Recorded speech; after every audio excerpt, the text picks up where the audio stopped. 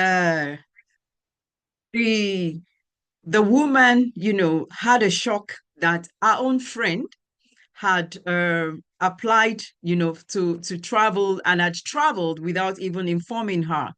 And she was so upset, and she didn't want to contact the friend to find out the process and all that.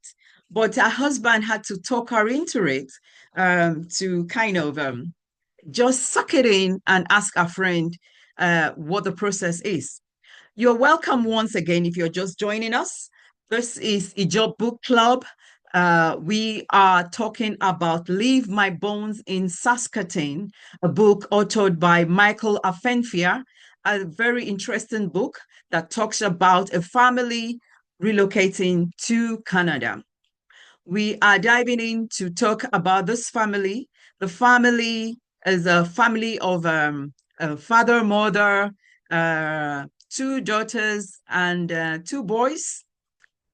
But the beginning of the book showed us that four of the families, I mean, four members of the family, so they're a family of six, four members of the family were killed in an ambush. The family went visiting the parents of the woman, that the wife, just to say, goodbye, without really mentioning to her parents that she's relocating to Canada. She kept it a secret to her parents, but her friend that helped with the documents preparation and submission knew about everything, to the point that she even transferred money to her friend to keep for them while they once they so that will be their cushion money when they get to Canada. The book is the first part of it, the 4% part of it was heartbroken, I must say. I couldn't sleep, after reading that 4%. I was awake, in my bed, even though the light was off. I just could not go to sleep. I was tossing. That was horrific. Uh, but the man, managed, he had to put himself together to push himself forward and fulfill the wish of his wife, and that is that they should be relocated to Canada. However, he was surprised when he couldn't find the money that she said she was saving for their travel. He went to the banks, the two banks that he knows of, and he was given the statement, the bank statement. And to his shock, when he got home, expecting that he's going to see a big sum of money, a large sum of money, only to his dismay that it was just about 200,000 naira that was in there. So he had to find a way to fulfill the wish of his wife. He reluctantly, called his younger brother, um, spoke to a friend, his bosom friend from university, Alegu, and that one was able to support him. In fact, when he told that one was also surprised that he had not been let in on the plans of the family previously. However, he had to move past that and support his friend and his daughter to relocate to Canada.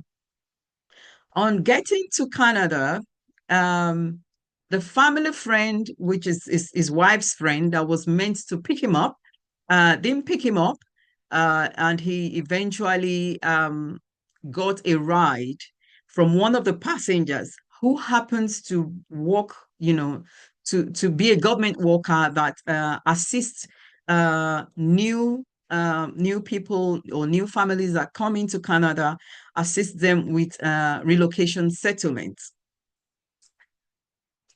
And he was dropped at the house of his wife's friend, and he stayed at the basement of the family of his wife's friend. But to his surprise, he didn't even know that it's his wife's money that bought the house that they're staying in. But that's towards the end. Let's continue on. Let me keep telling you about this story. So he was to ask the lady Isabella, the government officer that assists with relocation settlements, and the lady had told him to see her the next day concerning job, and she was going to assist him because that's what their organization, that's what they do. The government has an should I say, an office or NGO that is set up to assist newcomers or new travelers, that come into Canada, to assist them with their settlement, their job and everything, to make them go through the process of settlement in a very comfortable way. But he was discouraged by his friends, his wife's friends, his late wife's friends, who said, oh, he doesn't need those people. Now, while I was reading the book, I was so suspicious that how could, you know, the family, his wife's friend, discourage him from, contacting an organization that will assist in getting a job. Started smelling something fishy right from that time. That I'm not a fan of, the wife's family friend. There was something suspicious about them. Anyway, so he yielded to their advice. They didn't move. They didn't, I mean, he didn't go to see the Isabella, who is supposed to support him or assist him with getting a job and settling down. So he had to do job hunting by himself. Going for a menial job and all that. And it was really, really a big challenge for Owoicho, that he couldn't, for somebody who was high placed in the Nigerian society. He was a TV star, a TV newscaster, an anchor, and well placed, well recognized, well accepted in Nigeria already, to now go for a menial job, that will just be minimum wage, working in the freezer and all that. And one of the things, that the daughter of Owoicho, that's Ochayan, she noticed the change of name by her late mother's friend. The late mother's friend is called Binkwe, but Bigby asked to be called Bree, Bree Brown. That's the name. And I noticed that even here in the UK, a lot of, Nigerians or Africans, in order to blend in, they change their name to names, English name that you will think, once you hear the name, you will think is an English person, or is a white person bearing the name. Uh, but I guess it happens, this kind of thing happens in every other uh, country or continent where people relocate to, just to blend in and get job easily. They change their native name to something more Western, so to say. Well, my name is still my name. I didn't change my name. So, and yeah, so anyway, let's move on. So in the book, to not talk too much, because I want this broadcast to be easily watched. We don't want to make it so long, so we're just going to spend about 45 minutes and talk about things so that people can easily watch this video over and over again, and not having to spend a longer hour to watch it. So Owoicho eventually found out that his wife was the one that paid for the house that his wife's friend is staying with her husband and son. There has been I think the wife was sent money ahead to ensure that by the time they relocate to Canada, they will have enough money to be able to buy house or rent house and buy car and settle down for about 3 months, and they will have something easy going before they really say that they are looking for job to earn them good money that will support their living expenses in Canada. So to the surprise of Owoicho, he went out shopping one day, trying because he had been offered a job by the governor then of Benue State to come back to Nigeria and manage the Benue State media. He was glad for that opportunity. So he, discussed the going back to Nigeria to get that job with his daughter and with his late wife's family friend. And they had all agreed that it was good that he went back to Nigeria to get that, high profile job and all that. And it was to leave his daughter with his friends. But however, after shopping that day, and to he got back home. In fact, he met his daughter out in the cold, waiting for him. So he had to ask, "What's the problem?" And the daughter said, "Oh, Bree and Daniel are fighting. The police came over, and they had to uh, uh, the police had to, intervene, or so that Bree and Daniel has been arguing about things and all that." So Owoicho told his daughter to stay downstairs while he went upstairs to see what exactly was happening. And when he got upstairs, then the couple started confessing that the money that was used to buy the house is actually Owoicho and his Owoicho's money. Is his late wife's money. And his head was like spinning. What on earth are you saying? And all that. Eventually, they made him realize that because the wife had sent them money, and after they heard that she had passed, they had to now use the money to buy house. While since he said he was coming with Ochanya, the daughter, so they bought the house and they put them in the basement while they stay in the house. You would have expected that, this is something that should have been told the man while he was in Nigeria, not when he has come to Canada, because even while he was in Nigeria trying to get money to come to Canada, you would have expected that Bingpe, who is now called Bree, would have made him to know that, look, your wife gave me some money. Let's use part of it to bring you into Canada and all that. But she didn't do that. She allowed him to look for money, source for money to get to Canada. And when he even got to Canada, she wasn't at the airport to pick them up. It was a stranger that took them to our house. So one of the passengers on the plane that took them to our house.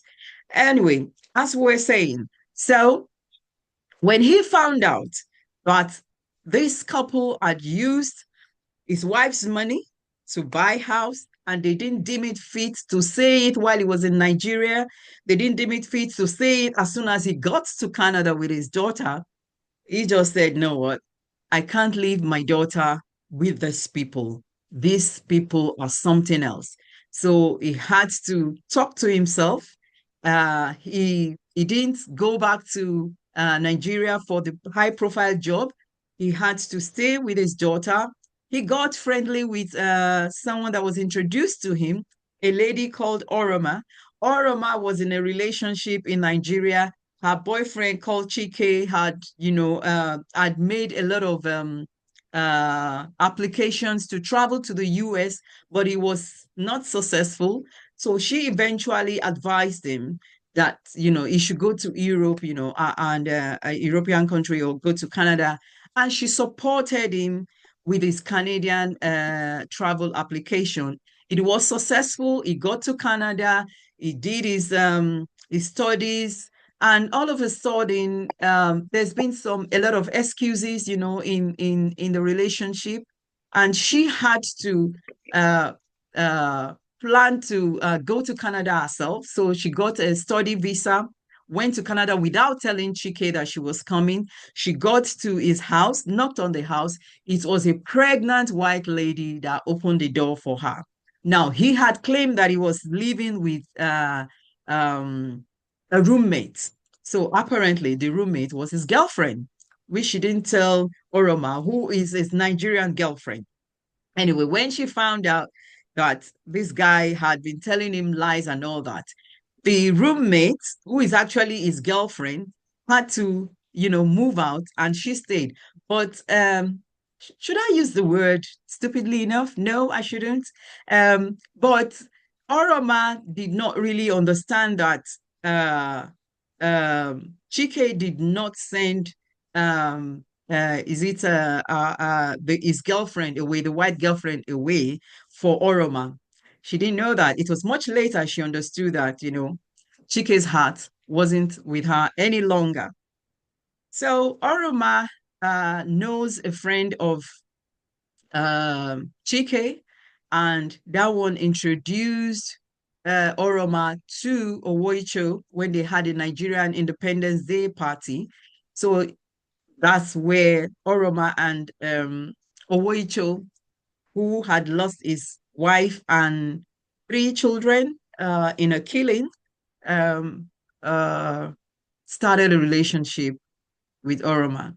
So Owoicho stayed, had to um, uh, stay back in Canada and not go back to Nigeria for the high profile job after finding out that his late wife's friends had really, really misled them. And that was really, really annoying. Anyway, so the outcome of the book is that eventually Owoicho did not go back to Nigeria for the high profile job. He got a job. He went to see Isabella that he was supposed to have seen the next day that he got into Saskatoon. So he went to see her. She got him a job, and the job is fantastic. It's a TV job, a high profile job as well, which is something he could have gotten, but he was misled by his wife's friends. So he stayed back in Canada to take care of his daughter with his high profile job in Canada. He and Oroma got married. I mean, Oroma was heavily pregnant by the end of the book for Owoicho.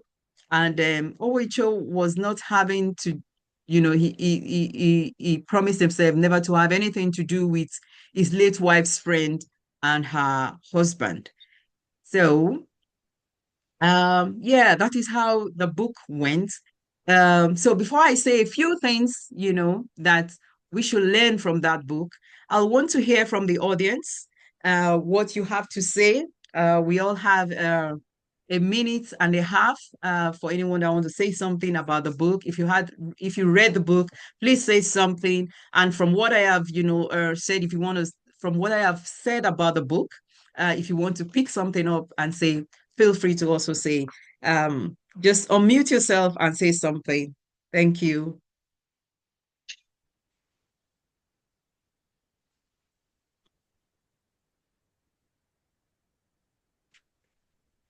Hello.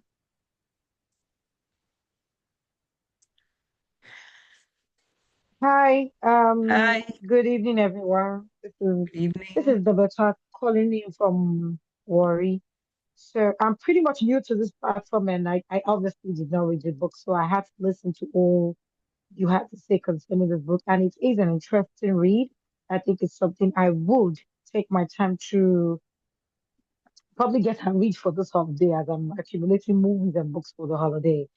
Interesting as it is, so the question I wanted to find out as Owoicho, that's the man, right?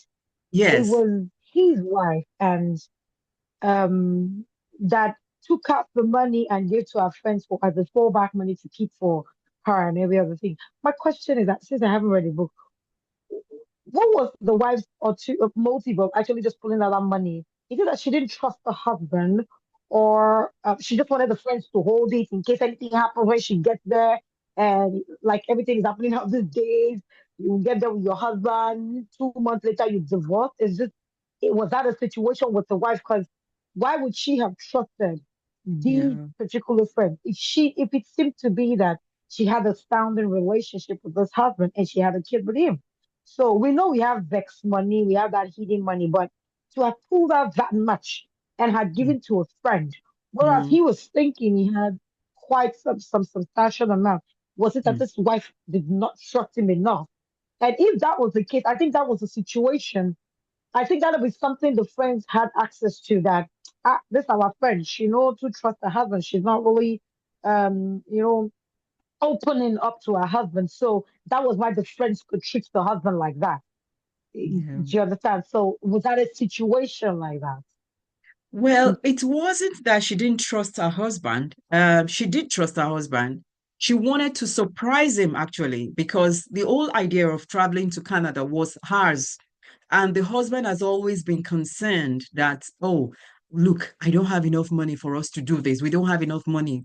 And she, kind of assured her husband that, don't worry, God will show up for us. God will show up for us. And actually, God showed up, because she was a teacher. So how could a teacher afford, a relocation money? So eventually, she got a job with the government. She became the PA or so to the Benue State governor then, and she was getting in a lot of money. You can imagine, for people who want to see the governor, they have to go through her. So she made a lot of money, up to 30 million Nigerian naira back then, and she was able to save that. But because she wanted to prepare things ahead of time before they get to Canada, she sent the money ahead. I mean, our friend encouraged her anyway to send the money, and she sent it. So she sent the money ahead, changed the money to dollars, and sent it to her friend to keep, so that when they get to Canada, they will be able to have money, and I wouldn't have any issue with, forex change and all that. So it was, yeah, it wasn't a case of trust. It wasn't a case of trust. It's more a case of wanting to surprise her husband. And unfortunately, Well, she yeah, the surprised man, the husband, she and the died. husband got really surprised because Yeah, he yeah, suffered. It wasn't yes, like a case of, he really suffered, and it affected their children. And yes.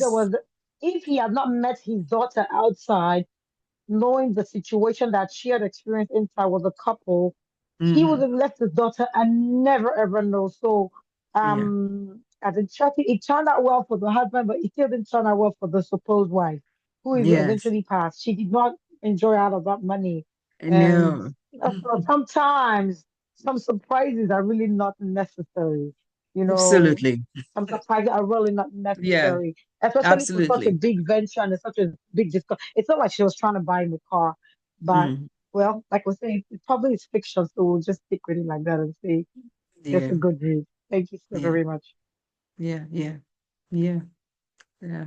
In the book, she even mentioned that she wished she had, told her husband when they were about killing her. She wished she had told her husband that, um, about the money, but then it was too late. So I think this always wanting to surprise our spouses.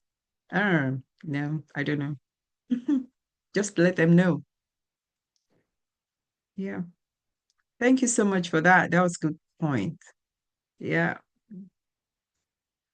Okay. Do we have any more comments to chip in?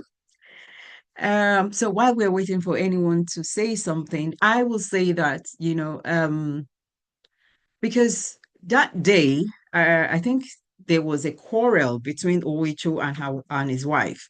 They were arguing about something, and um, he wanted her to go visit her parents before leaving, for a good cause though. But she said that she would rather, get to Canada and just give them a call and let them know that, they've relocated. So, but there was a quarrel about it. He insisted that she should travel with, the three of the children to go and see her parents, so that her parents wouldn't accuse him of, not allowing them to see the children before they relocated. But I mean, what happened was a very, very horrific incident, with them being, killed like, oh my God, it's horrible. And these killings are still ongoing in Nigeria. You have, the Fulanis, bandits, doing all sorts with Boko Haram and all that. And for how long will Nigeria be in such situation? And for how long will people keep relocating, for because of trying to avoid horrific killings? I mean, relocation should be that, oh, this is something good to do. This is something to advance one's life, one's career. It shouldn't be because of a threat of life. And it's high time the Nigerian government look into this and ensure that security is in place because every life matter in Nigeria. Every life matter. No tribe should be afraid of existing. No tribe should be afraid, to walk the streets. No tribe should be afraid, that oh, suddenly somebody will kill them or so. So in 1 minute, this is going to go off, but I'm going to make sure that I give you I post another link on the Zoom. But if there is no other comment from anyone, we can also end it now. Hello? Hi, this is Mandy Gold. How are you? Thank you, sir.